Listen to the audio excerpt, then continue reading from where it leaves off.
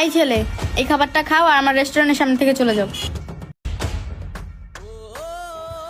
আপু আমার তো খাবার চাই না। খাবার চাই না মানে তোমার কি টাকা লাগবে? আমার কাছে কিন্তু টাকা পয়সা নেই। না আপু, আমার টাকাও লাগবে না আর খাবারও লাগবে না। বুঝলাম না, তোমার টাকাও লাগবে না খাবারও লাগবে না, তাহলে তুমি কি চাও? আপু আপনার ফোনটা একটু দেন। ফোন দিব মানে?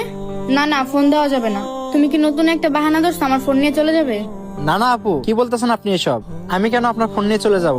হয়েছে কি আপু, আমি বাড়িতে একটু কথা বলতাম। আর এই যে এখানে তো আমার ব্যাগটা আছে, আপনি একটু ফোনটা দেন, আমি একটু বাড়িতে কথা বলি। ও আচ্ছা আচ্ছা, ব্যাগ ব্যাগ লাগবে না, এই নাও তোমার বাড়িতে কথা বলো। তাড়াতাড়ি বাড়িতে কথা বলে আমাকে ফোনটা দাও। আচ্ছা।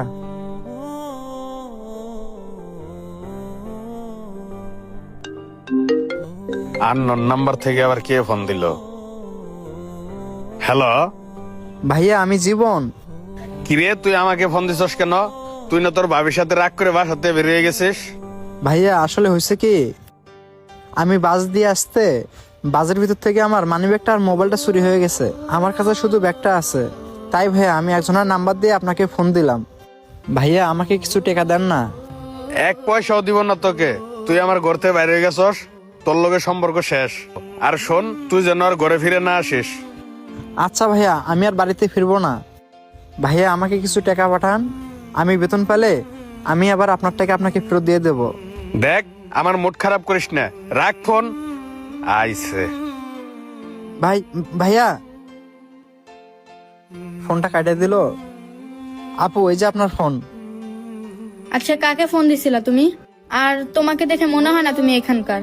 হ্যাঁ আপু, আপনি ঠিকই বুঝতে পারছেন। আসলে আমি এখানে নতুন, আর আমি আমার বড় ভাইকে ফোন দিছিলাম। তা নয় বুঝলাম, কিন্তু তুমি আমার রেস্টুরেন্টের সামনে কি করো? আপু হয়েছে কি, আমি গ্রামে থাকতে ঢাকায় এক অফিসের বসের সাথে আমার পরিচয়। উনি বলছে আমি ঢাকায় আসলে নাকি আমাকে একটা চাকরি দিবে। তাই আমি গতকাল রাতে গাড়িতে উঠছিলাম, আর বাড়িতেও আমার একটু সমস্যা ছিল। কিছুদিন আগে আমার বড় ভাই বিয়ে করছে। এখন ভাবির কথা মতো ভাইটা আমার উঠা বসা করে, আর ভাবি আমাকে বাড়ির থেকে বের করে দিছে। যদি বাবা মা বেঁচে থাকতো তাহলে হয়তো বা আমার কপালে এমনটা হইতো না। আপা আমি বাড়ির থেকে অনেক কষ্ট নিয়ে বের হয়ে আইছি, আর আমিও বাড়িতে সবাইকে বলে আইছি আমি আর বাড়িতে কখনো ফিরবো না। আমি ঢাকা শহরে একটা চাকরি করে নিজেই প্রতিষ্ঠিত হব। আচ্ছা সবই তো বুঝলাম, কিন্তু ঢাকায় তুমি কি কাজের জন্য আসছো? আসলে আপু, আমি ঢাকায় ছিলাম একটা সুপারভাইজারের কাজের জন্য।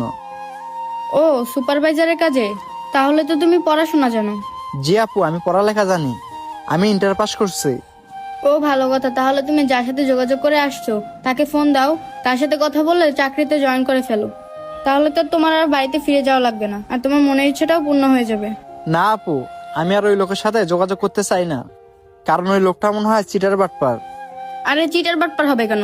তুমি একটা কাজ করো, এই ফোনটা নিয়ে তুমি তাকে কল দাও। না না আপু থাক, আমি আর তাকে ফোন দিতে চাই না। আমার মনে হয় সে আসলেই চিটার বাটপার। কেন তোমার কাছে এমনটা মনে হলো?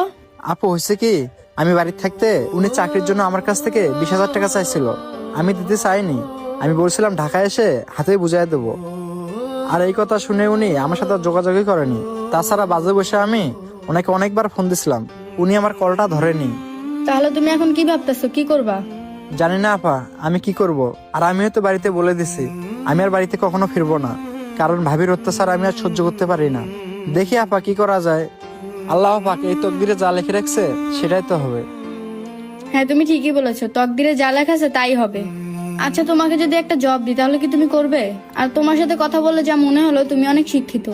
আমি যদি আমার রেস্টুরেন্টে তোমাকে একটা ম্যানেজার পোস্টে চাকরি দেয় তাহলে কি তুমি করবে? তাহলে তুমি যদি চাকরিটা করো তোমার প্রথম অবস্থায় 20,000 টাকা স্যালারি দেওয়া হবে, সাথে এখানে খাবার ব্যবস্থাও আছে। যেহেতু তুমি ঢাকা শহরে নতুন, সেখানে আমি তোমাকে থাকার ব্যবস্থা করে দিতে পারবো, কিন্তু টাকাটা তোমার দিতে হবে। আমি কি বলছি বুঝতে পারছো? সত্যি বলতেছেন আপু? 20,000 টাকা প্রথমে স্যালারি ধরবেন আর এখানেই খাবার ব্যবস্থা করে দিবেন? হ্যাঁ, তুমি কি এখন চাকরিটা করতে ইচ্ছুক? হ্যাঁ আপু, কেন করব না। আর আপনি আমাকে আজকে যে চাকরিটা দিয়ে কি উপকার করলেন, সেই ঋণ আমি আপনাকে কোনোভাবে শোধ করতে পারবো না। থাক থাক, তোমার আর ঋণ শোধ করতে হবে না। আর তুমি আজকে থেকে আমার রেস্টুরেন্টে জয়েন করো। আসো, তুমি এখন ব্যাগটা নিয়ে ভিতরে আসো। আচ্ছা ঠিক আছে আপু। হ্যালো বন্ধুরা, আমাদের ভিডিওটি কেমন লাগলো? ভালো লাগলে অবশ্যই কমেন্টের মাধ্যমে জানাবেন এবং শেয়ার করে অন্যদেরকেও দেখার সুযোগ করে দিবেন। ধন্যবাদ সকলকে।